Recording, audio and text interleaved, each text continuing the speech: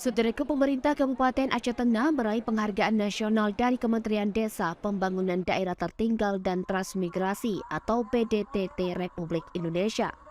Penghargaan tersebut diserahkan langsung oleh Menteri PDTT, Dr. Dr. Andes Abdul Halim Iskandar di Gedung Graha Sabha Pramana atau GSP Universitas Gadjah Mada, Yogyakarta pada Selasa 16 Mei 2023.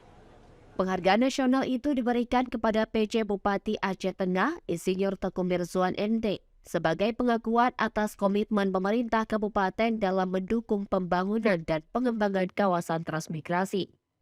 Menteri Desa PDTT Halim Iskandar mengungkapkan bahwa penghargaan ini merupakan bentuk apresiasi atas kerja keras dan komitmen pemerintah daerah dalam mendorong percepatan pembangunan desa. Tujuan dari penghargaan tersebut adalah agar seluruh desa mencapai status berkembang, maju, dan mandiri. Beliau percaya bahwa pembangunan transmigrasi telah berhasil menyatukan seluruh negeri menjadi satu kesatuan negara kesatuan Republik Indonesia yang utuh. PJ Bupati Teguh Mirzuan didampingi oleh Kepala Dinas Transmigrasi dan Tenaga Kerja Kabupaten Aceh Tengah, Kausar Syah SEMM, serta Kabak Prokopim Aceh Tengah Rahmat Hidayat SSTPMSI mengucapkan terima kasih atas penghargaan yang diberikan.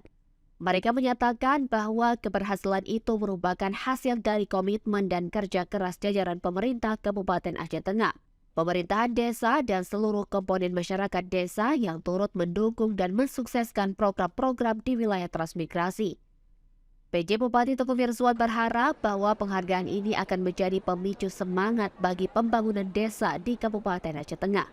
Dia mengajak semua pihak untuk terus berupaya mengelola desa-desa agar lebih maju dan mencapai status desa berkembang, maju, dan mandiri.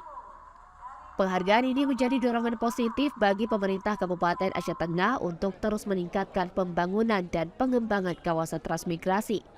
Dengan adanya pengakuan dari tingkat nasional, diharapkan program-program ini akan semakin diperkuat dan masyarakat desa akan semakin termotivasi untuk berpartisipasi aktif dalam pembangunan daerah mereka.